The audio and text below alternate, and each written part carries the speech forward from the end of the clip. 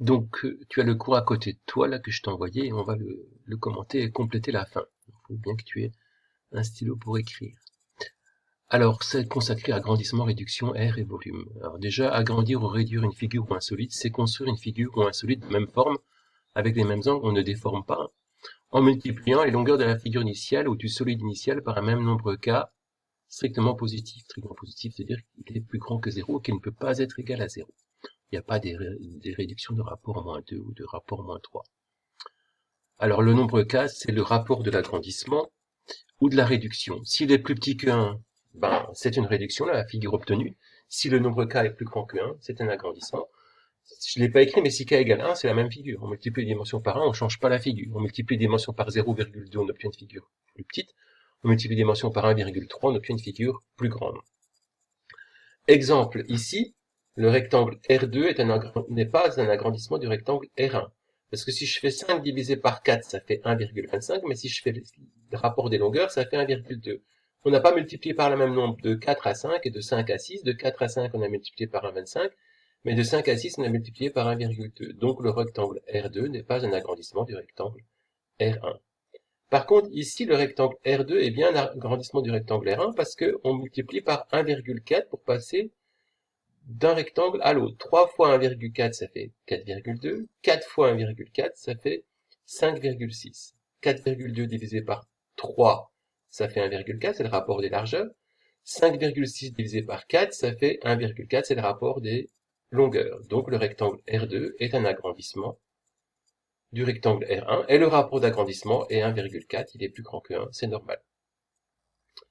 Alors, en ce qui concerne les aires et les volumes, dans une propriété qu'il faut vraiment connaître, dans un agrandissement ou une réduction de rapport K, les longueurs sont multipliées par K, les aires sont multipliées par K au carré, et les volumes sont multipliés par K au cube, c'est ce que tu as pu découvrir dans les vidéos précédentes. Ici, le grand carré est un agrandissement du petit carré de rapport 3, puisqu'on peut mettre 3 fois le petit carré sur chaque arête, d'accord? Mais l'aire, c'est du carré, c'est 3 au carré, ou 9 fois 3 au carré, d'après la propriété qu'on a démontrée dans la vidéo précédente, ou 9 fois celle du petit carré. Je le mets 9 fois dedans, 3 au carré. Ici, le grand cube, c'est un agrandissement du petit cube de rapport 3, 1, 2, 3, les dimensions sont 3 fois plus grandes, l'arête est 3 fois plus grande. Par contre, le volume, lui, il est 3 au cube, ou 27 fois plus. C'est 27 fois celui du petit cube, c'est-à-dire qu'on peut mettre 27 fois le petit dans le grand. 3, 6, 9 en haut, et 3 couches de 9.